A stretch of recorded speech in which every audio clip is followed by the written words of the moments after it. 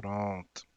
Então, pessoal, a gente está aqui no capítulo 4 do Caibalion, onde é falado sobre o todo, tá? Então, dando continuidade, nesse capítulo vai ser discutido sobre o que que é o todo, o que que é aquilo que está até além do universo, né? Então a gente vai entender isso melhor aqui na leitura, tá? Eu vou começar. Posso começar, gente, a leitura? Pode, claro. Então, sob e por trás do universo, do tempo, do espaço e da mudança, sempre se haverá de encontrar a realidade substancial, a verdade fundamental, o Caibalion. Substância significa aquilo que subjaz a todas as manifestações exteriores, a essência, a realidade essencial, a coisa em si, etc. Substancial significa que tem existência concreta, que é o elemento essencial, que é real, e etc. Realidade significa o estado de ser real, verdadeiro, duradouro, válido, fixo, permanente e efetivo. Tá abaixando também? Vocês estão vendo o texto aí? Estão, né? Tá baixando. Tá. Sob e por trás de todas as aparências ou manifestações exteriores, deverá sempre haver uma realidade substancial. Essa é a lei. Ao considerar o universo, do qual é uma unidade, o homem nada vê além de mudanças na matéria, nas forças e nos estados mentais. Ele vê que nada realmente é, mas que todas as coisas vêm a ser e se transformam. Nada permanece em repouso, tudo nasce, cresce e morre. No instante mesmo em que uma coisa atinge seu apogeu, começa a declinar. A lei do ritmo está em constante ação. Não há nenhuma realidade durável, nenhuma fixidez ou substancialidade em nada. Nada é permanente, salvo a mudança. Ele vê que todas as coisas evoluem a partir de outras coisas e adquirem outra forma, um processo constante de ação e reação, um fluxo e refluxo, criação e destruição, nascimento, crescimento e morte. Nada permanece, salvo a mudança. E se ele for um homem que sabe pensar, perceberá que, que todas essas. Continua aparecendo aí? Desculpa. Perceberá que todas essas coisas mutantes não devem ser senão a aparência ou manifestação exterior de algum poder subjacente, alguma realidade substancial. Todos os pensadores, todos os países e épocas compreenderam a necessidade de postular a existência dessa realidade substancial. Todas as filosofias dignas desse nome basearam-se nesse pensamento. Os homens deram muitos nomes a essa realidade substancial. Alguns a chamam pelo nome de divindade, associada a diversos títulos. Outros a chamaram de energia eterna e infinita. Outros tentaram chamá-la de matéria, mas todos reconheceram a sua existência. Ela é evidente por si mesma, não precisa de nenhum argumento. Então ele chama tudo o que existe, tá? O todo, a nossa morada, onde nós estamos aqui, aquilo que vai além do universo, ele define como uma realidade substancial, tá? E ele também invoca aqui a lei do ritmo, onde tudo existe um balanço em tudo, criação e destruição. Existem, ele fala até aqui, um fluxo e refluxo, uma ação e reação. Nada permanece salvo a mudança, né? Então ele já está falando que o todo ele é algo que está em constante mudança, em constante mutação. E também ele fala que ele também fala sobre o que que é real, né? E aí ele traz essa parte aqui onde ele diz o seguinte: o estado de ser real, verdadeiro, duradouro, válido, fixo, permanente e efetivo. Ou seja, se o que é real é duradouro e fixo, como é que o todo pode ser real? se ele está em constante mudança? Essa que é a primeira questão que ele traz. Então, aí a gente já fala isso mais no sexto capítulo, que é um paradoxo, mas a gente não vai falar de paradoxos aqui. Mas a questão é, o todo ele está, tudo está mudando, tudo está em constante mutação, transmutação, tudo. Então, como é que a gente pode dizer que essa caneta ela é real, se ela não é duradoura, se ela não é válida? O mesmo se aplica a uma emoção. Se eu, por exemplo, tenho um casal de namorados, né, estão conversando e eles estão falando sobre os sentimentos deles, né? E aí um fala pro outro, eu te amo. Aí o outro responde, o outro pergunta, tá, mas você me ama pra sempre? Aí o outro fala, sim, te amo. Não, não te amo. Não sei, eu não sei até quando eu vou te amar. Eu te amo agora. Ah, então você não me ama de verdade. Ou seja, nós temos a impressão de que aquilo que é válido, ele tem que ser para sempre. Mas isso não bate, não entra, não existe, não pode acontecer, porque nada é fixo, nada é duradouro, né? Uhum.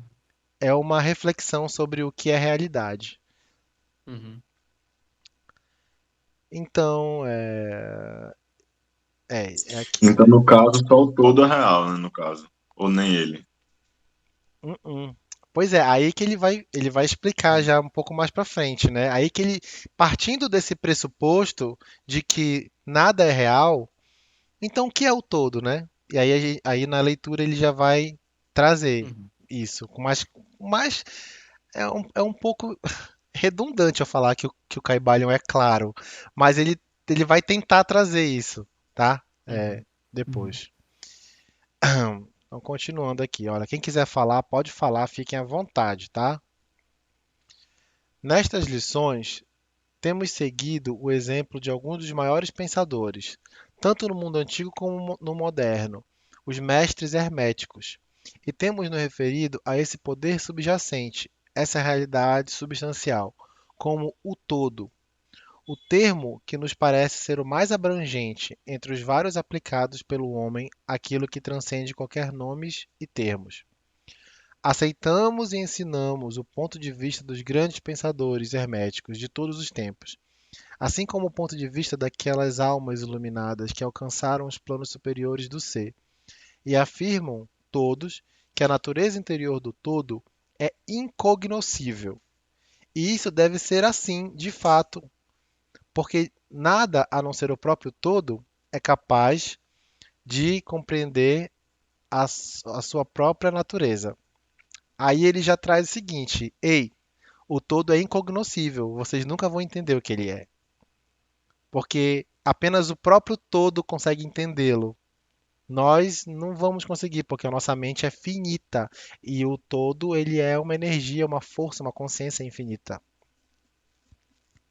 Aí ele já corta as asinhas de quem está querendo. Ah, eu quero saber o que que é. Ah, mas você não vai saber nunca. Os hermetistas acreditam e ensinam que o todo em si mesmo é e deve ser sempre incognoscível. Consideram que todas as teorias, suposições e especulações dos teólogos e metafísicos no diz respeito à natureza interior do todo. Assemelha-se aos esforços pueris das mentes finitas, que anseiam por aprender os segredos do infinito. Esses esforços sempre falharam e continuarão a falhar, tendo em vista a natureza da mesma tarefa.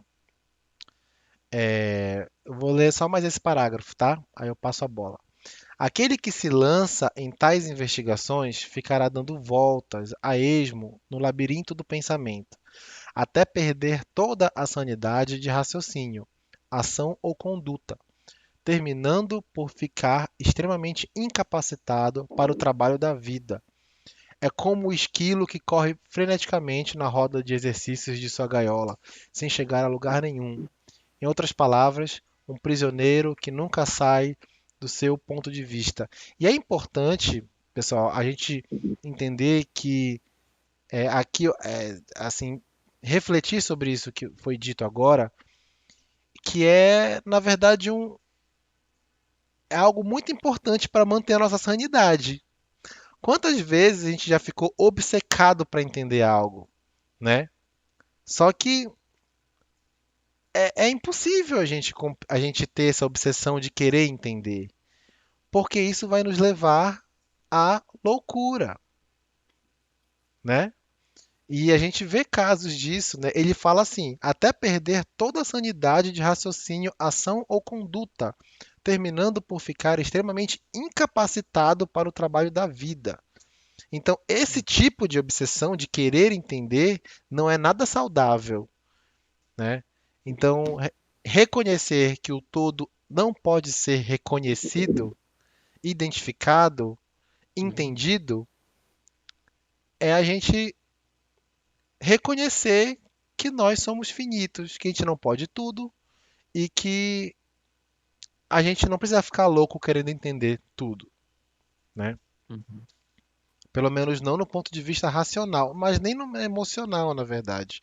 Em nenhum âmbito. A gente é um trabalho infinito, né? Uhum. É Murilo? soltar o Opa, controle, né? pode falar. Isso, exatamente. É um convite a soltar o controle.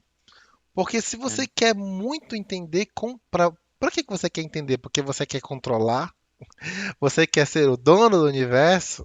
Começa a partir de entendê-lo. Mas não, isso nunca vai acontecer, porque o homem Uhum. jamais vai conseguir fazer isso. Nossas pequenas mentes insignificantes.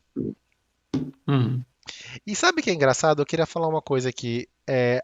Antes de eu ter esse despertar espiritual, quando eu pensava sobre o universo, sobre o infinito, eu começava a ficar nervoso. Eu começava a ficar assim, ai gente, eu não quero lembrar o quanto eu sou insignificante. Eu não quero pensar no que tem, no que a gente é só uma poeira cósmica. Eu me sinto insignificante, eu me sinto uma, uma pessoa, sei lá, eu me sinto um ninguém. Hoje eu já sinto amor por isso. Ah, que legal, que bom que tem muita coisa aí. Que bom que eu não preciso entender as coisas. Porque na Uhum. verdade,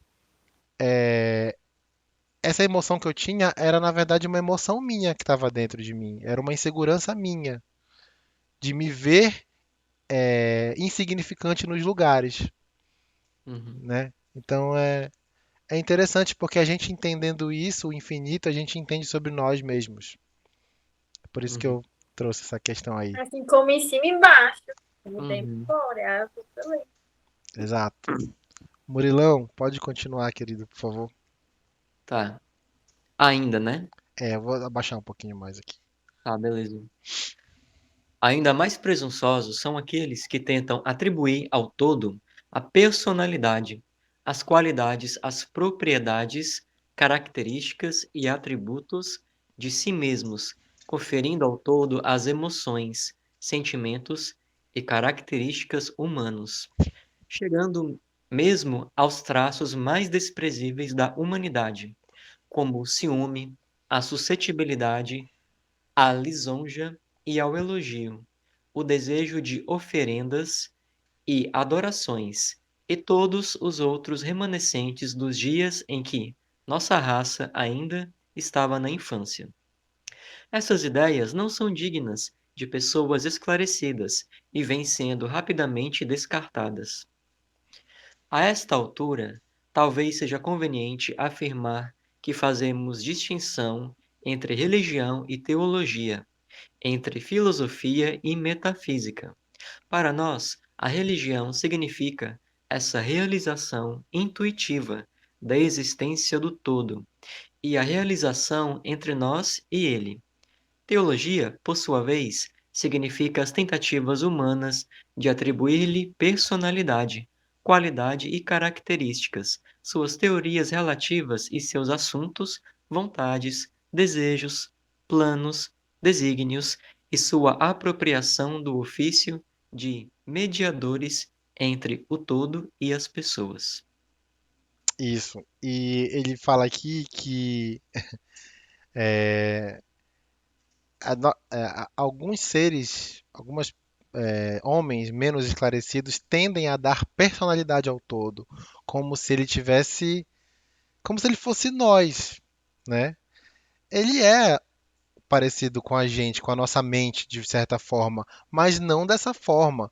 É como se o todo tivesse uma personalidade, como se ele tivesse raiva, como se ele tivesse medo, como se ele tivesse alegria. Não. Então ele Uhum. descarta isso, né? Sim. Vou baixar um pouquinho mais aqui. Tá. Filosofia significa para nós a pesquisa dedicada ao conhecimento das coisas cognoscíveis e pensáveis, ao passo que a metafísica significa a tentativa de levar a pesquisa para muito além dos limites e das regiões incognoscíveis e impensáveis, e com a mesma tendência que a da teologia. E, por conseguinte, tanto a religião como a filosofia significam, para nós, coisas que têm raízes na realidade, ao passo que a teologia e a metafísica parecem caniços quebradiços enraizados nas areias movediças da ignorância e nada mais constituem que o incerto apoio para a mente ou a alma do homem. Não institu... Não insti... Insistiremos. Valeu. Não insistiremos com os estudantes que aceitam essas definições. Só as mencionamos para mostrar a posição em que nos colocamos neste assunto. Seja como for, falaremos muito pouco sobre a teologia e a metafísica. Contudo, embora a natureza essencial do todo não se dê a conhecer, há certas verdades ligadas à sua existência que a mente humana se vê obrigada a aceitar. E um exame dessas verdades constitui um tema apropriado à indagação, particularmente quando elas são compatíveis com os ditames dos iluminados nos planos superiores. Convidamos nossos leitores a fazer essas indagações.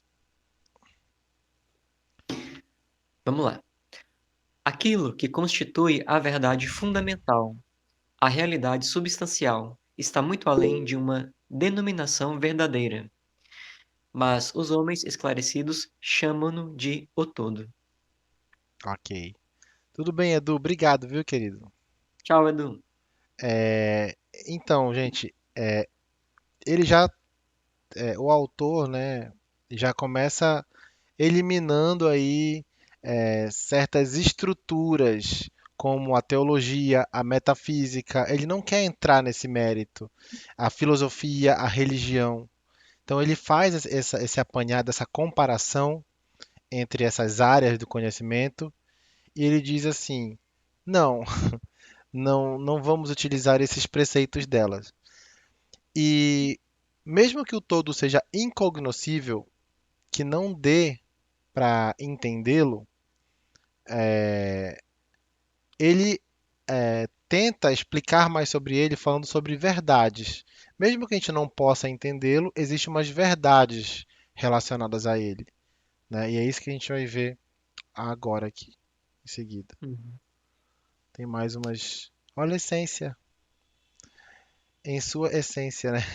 Murilo Essência, vai lá. Em sua essência, o todo é incognoscível.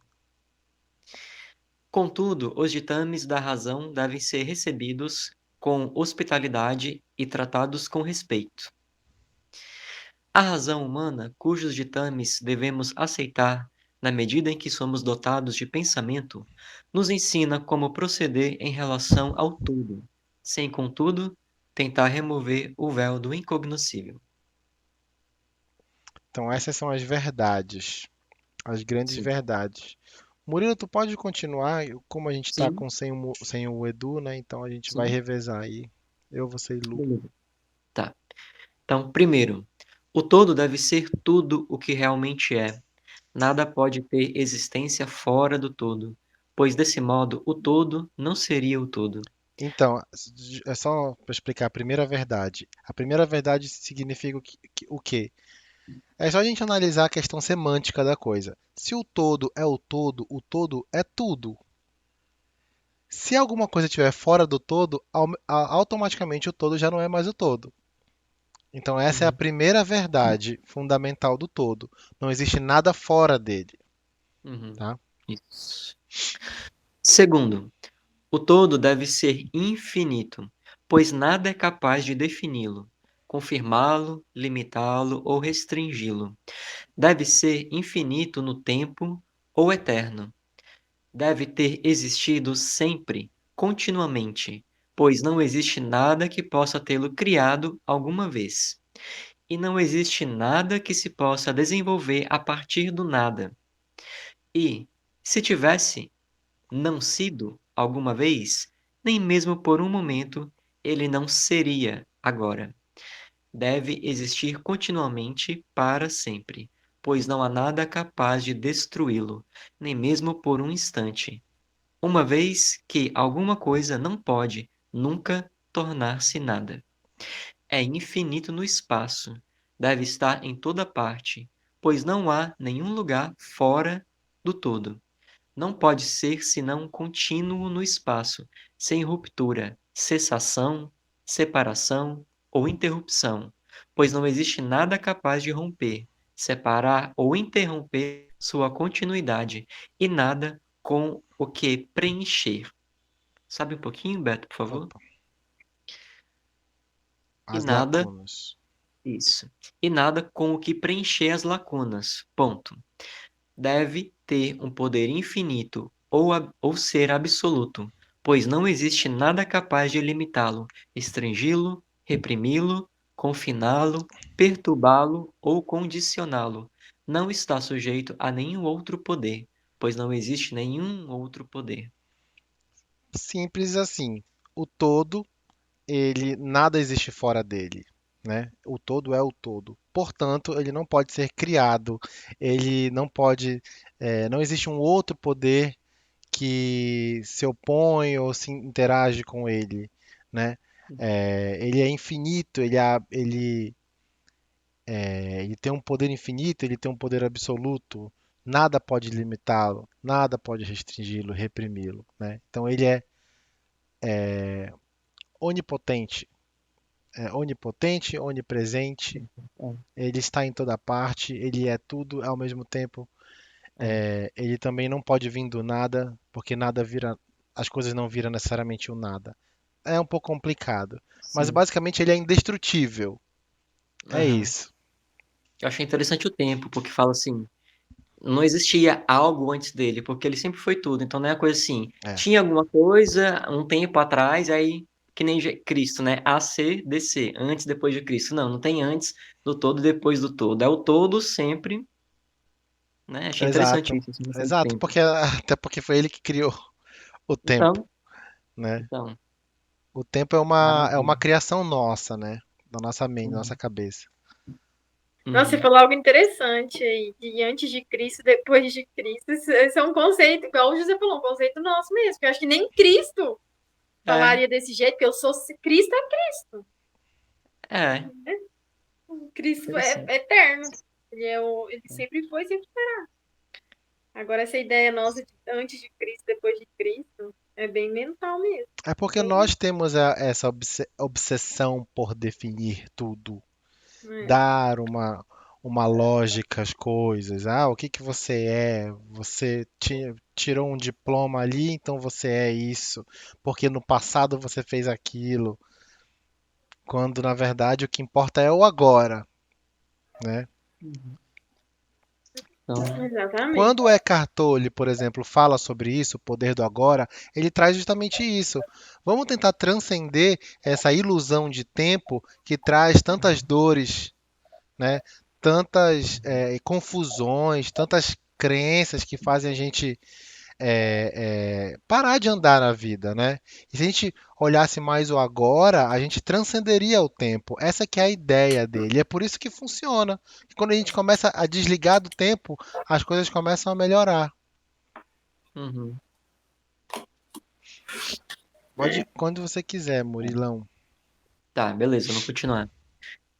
Terceira verdade. O todo deve ser imutável ou não sujeito à mudança em sua natureza real. pois não há nada capaz de operar mudanças nele, nada em que ele pudesse se transformar, nem a partir do que ele pudesse ter sofrido mudanças. Nada pode ser-lhe acrescentado ou subtraído. Não pode tornar-se maior ou menor em nenhum aspecto. Deve ter sido sempre e permanecer sempre exatamente como é agora, o todo.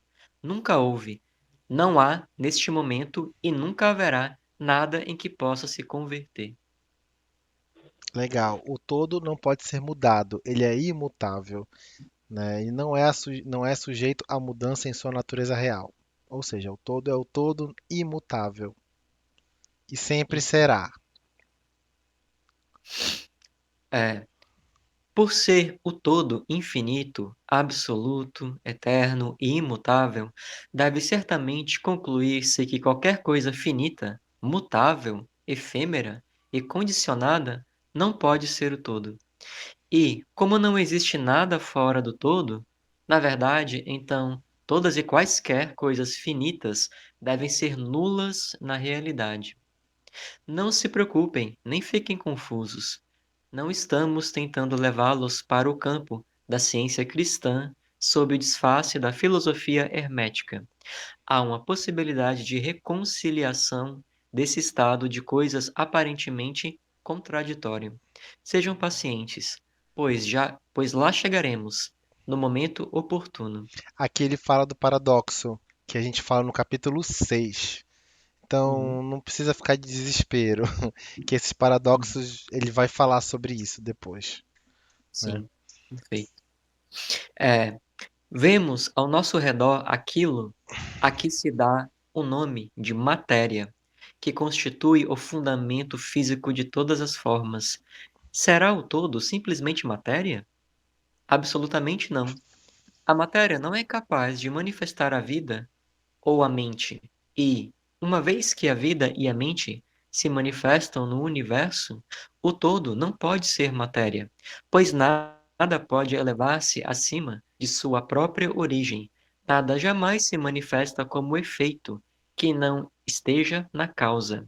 Nada existe como consequência que já não seja antecedente.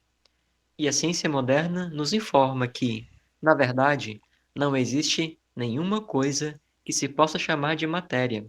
O que chamamos de matéria é simplesmente uma energia ou força interrompida, isto é, energia ou força com baixo grau de vibração. Como afirmou recentemente um autor, a matéria fundiu-se em mistério. Até a ciência materialista abandonou a teoria da matéria e agora repousa sobre a base da energia. Então, se a própria ciência já viu que não existe matéria, então muito menos o todo é matéria, né? E Uhum, principalmente porque ele diz que nada pode elevar-se acima da sua própria origem, né? uhum, Pois o todo não pode ser matéria, por nada pode elevar-se acima de sua própria origem. Nada jamais se manifesta como efeito que não esteja na causa. Sexta lei, sexta lei universal. Nada pode, nada pode se manifestar como efeito que não esteja na causa. Portanto, uhum. como é que se a matéria ela é o efeito de alguma coisa, então É, não tem como o ela se todo ser causa. matéria. Enfim, É, isso tá já é aí. descartado já, gente. Welcome back! Bem-vindo de volta, Edu. Pronto. Meditação hoje foi rápida, já tô de volta. É, certo. Lu, tu podes continuar? Posso sim. É bem aqui. Então, o todo. Tá. Então, o todo é mera energia ou força? Nem energia, nem força. Do modo como os materialistas usam os termos. Pois sua energia e força são coisas cegas, mecânicas, privadas de vida ou mente. A vida ou a mente não pode evoluir da energia ou força cega, pela razão que demos há pouco. Nada pode elevar-se acima de sua própria origem. Nada evolui que não tenha evoluído. Nada jamais se manifesta como efeito que não esteja na causa. Portanto, o todo não pode ser mera energia ou força, pois, se assim fosse, não haveria na existência coisas tais como a vida e mente. E sabemos que não é assim, pois estamos vivos e usamos a mente para examinar essa mesma questão, do mesmo modo como estão os que afirmam que tudo é energia ou força. É, aqui é engraçado porque é o seguinte, tá, tudo bem, não existe matéria, mas então existe energia. Só que ele diz o seguinte, não, mas a energia, a matéria nada mais é do que energia com uma vibração muito densa, que faz com que a energia ela se condense e faz com que a gente tenha a percepção de que aquilo existe, que aquilo é rígido, que tem cheiro, que tem cor, tipo esse copo é amarelo, mas é porque eu tenho a capacidade de observar isso, né? Então a matéria, ela seria, em teoria, isso. E a energia, ela é uma forma, ela é a matéria, só que com uma vibração mais ampla. A gente não consegue percebê-la tão bem quanto a matéria, né? Há Uhum. controvérsias, né? Tem pessoas que têm condição de sentir energia até muito mais forte. Tipo, por exemplo, uma pessoa que tem deficiência visual, dizem que tem uma capacidade muito grande, uma intuição muito forte, né? Pode nem olhar o que tem em volta numa sala, mas consegue sentir com muita força, as emoções que estão em cada pessoa que está ali, né? Ou seja, a energia, o todo não é energia, pois a energia nada mais é do que matéria, entre aspas, só que mais sutil, né? Uhum. É por isso sim que existe uma confusão, né? Dizem muito, tudo é energia. De fato, de repente tudo é mesmo nesse universo, mas também existe o nada. E também o que ele discorre é que pensamentos não necessariamente são energia. Não nessa forma como a gente está estudando aqui. Se a energia é a matéria mais sutil, então o pensamento, a vida em si, que é a consciência, não pode ser energia, é uma coisa a mais. É isso que ele traz, entendeu? Uhum. Continuando. Continuando. O que será, então, superior à matéria ou energia, de cuja existência temos conhecimento no universo? Vida e mente. Vida e mente em todos os seus graus variáveis de conhecimento. Então, querem nos dizer que o todo é vida e mente? Sim e não. Será a nossa resposta. Se a pergunta remeter à vida e à mente do modo como nós, pobres mortais, as conhecemos, nossa resposta será não. O todo não é isso. E então seremos questionados sobre o tipo de vida e mente que pretendemos dar a entender. A resposta será mente vivente, tão superior a tudo que os mortais conhecem por essas palavras, como a vida e a mente, são superiores às forças mecânicas ou à matéria. Mente vivente infinita, em comparação com mente e vida finitas. Referimos-nos àquilo que as almas iluminadas querem dizer quando pronunciam reverentemente a palavra espírito. O todo é mente, vivente e infinita. Os iluminados chamam-na de espírito. O Caibalion é tão incrível que ele foi escrito em 1908 e Freud só tinha trazido a teoria da mente alguns anos antes, poucos anos antes. Então, assim, esse livro foi escrito numa época em que a população, de modo geral, né, acreditava que nós éramos simplesmente como se fossem robôs, entendeu? Como se, não, na verdade não é robô, não é essa palavra, mas é Máquina? como se nós fôssemos uma máquina, como se nós fôssemos mecânicos, né? A gente tem corpo e a gente tem movimentos, mas nunca se entendeu que existia uma mente ali. Não, assim, naquela época era um pouco mais, mas era muito nova essa teoria.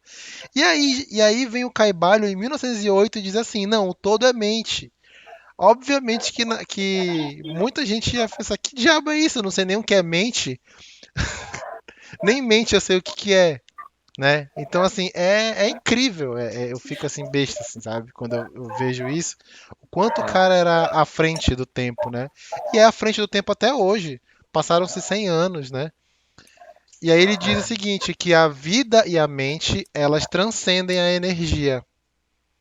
E aí o que o Murilo até colocou muito, muito legal da, da primeira versão que a gente gravou, que não funcionou, que é a consciência, né, Murilo? Aham, Né? é isso aí. É a Então, consciência que se manifesta, né, e utiliza a mente, né, essa mente humana nossa. Interessante isso que você falou, porque eu lembro na faculdade, quando foram estudar a mente humana, como ela era muito abstrata, né, não é observável, os primeiros sim, estudiosos foram muitos fisiologistas, médicos mesmo, os psiquiatras, que eles começaram a observar o comportamento humano.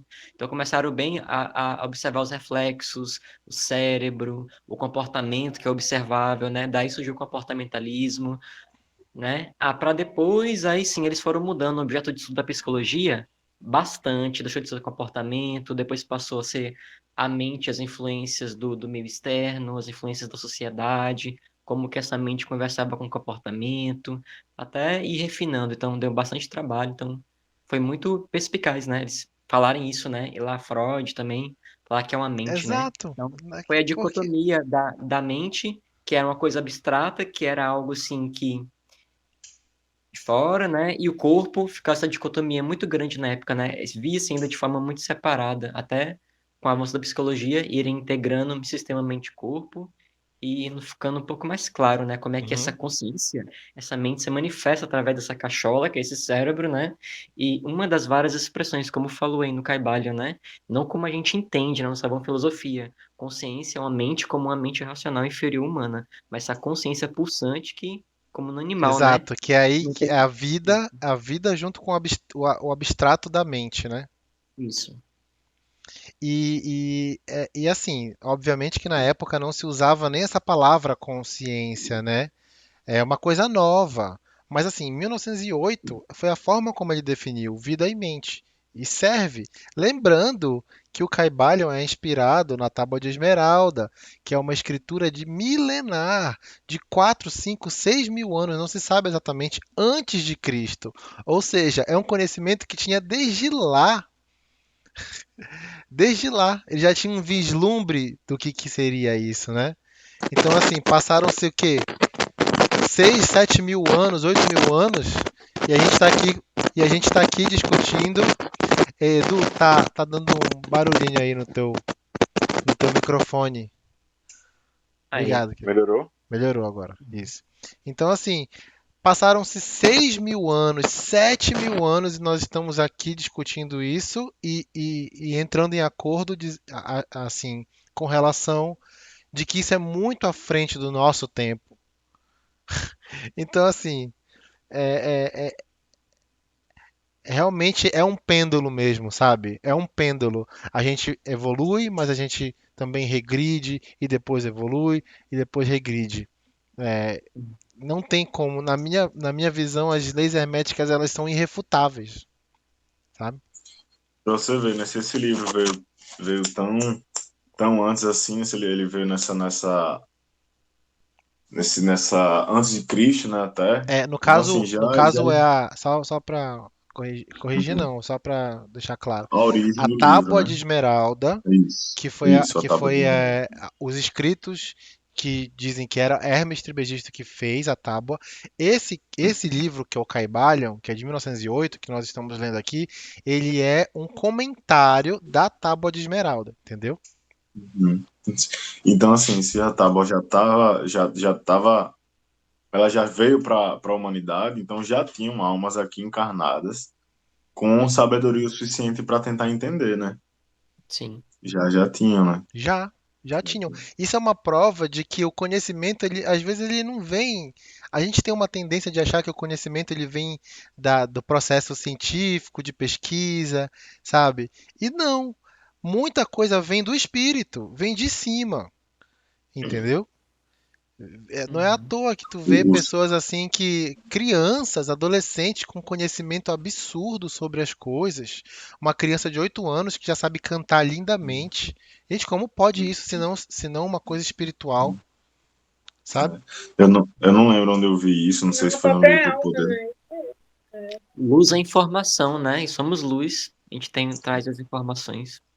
Eu não sei se eu vi isso que eu vou falar no livro O Poder do Agora, se foi em outro livro, mas eu vi que assim os grandes cientistas, Albert Einstein, eles confessaram que as grandes ideias vinham quando eles estavam com a mente calma, e não quando eles estavam pensando. É quando eles iam descansar, aí vinha, né? Fazia Sim, conexão com a pineal, né? A pineal recebia. Exato. sim. Então, assim, o crédito. Ah, foi esse cara que inventou essa lei. De fato, pode ter sido essa É, pessoa. Porém, ao a gente observar isso, né, refletir sobre, quem garante que essa ideia não foi colocada, que não Uhum. houve realmente aquele ser foi escolhido para fazer aquela mudança, entendeu? ou voluntário. Foi colocado, olha, vamos colocar na mente desse homem porque a gente precisa que esse fenômeno aconteça ali por um motivo de causa e efeito, porque a humanidade precisa passar por um pêndulo dessa forma. Então, assim, gente, tudo vem do espiritual. Tudo acaba vindo do espiritual, vem de cima para manifestar aqui, né? Uhum. Verdade. Ah, acabou, Bobô? Bobão. acabou. Eu nem 3 minutos, percebi. ó. 3 minutinhos Nossa, aqui, foi o tá mais aparecendo. rápido que a gente fez. Nossa, assim, eu nem percebi. Leveza e profissionalismo. Mas só para a gente concluir, então, que faltam 3 minutos, né? Aí, como ele fala que é incognoscível, né, e não dá para entender, ele termina o capítulo falando o seguinte: o todo ele ele não pode ser definido. Então, a palavra mais próxima que a gente consegue trazer é espírito, que é, na verdade, nós estamos dentro da mente do todo. O todo, ele não pode ser algo produzido, né? Porque não existe nada fora dele. Então, como é que a gente consegue criar as coisas? Criar e descriar sem precisar de materiais, sem precisar de recursos, sem precisar de energia. É a nossa mente. Então, considerando a primeira lei hermética, a segunda lei hermética do o que está em cima como o que está embaixo, então o todo é como se fosse a nossa mente, só que com poder infinito, diferente da nossa Uhum. que é finita. E tendo consciência que nós somos finitos, a gente então para de tentar entender o todo e segue em paz, sabendo que Uhum. ele não pode ser definido, entendeu? Isso aí. Bem dito. É isso? Então, É isso aí. alguém tem algum comentário, alguma coisa? Tem que ser um comentário de 1 minuto. É. Acho que não dá, né? Eu só Bem, agradeço a vocês por hoje. Só eu, tam- agradecer, Pedro. Foi muito bom. eu também Muito bom. É agradeço, isso. agradeço demais aí todo mundo, obrigado. E vamos seguindo, né? Até a próxima. Tchau, tchau, valeu. Boa noite. Tchau, Tchau. tchau.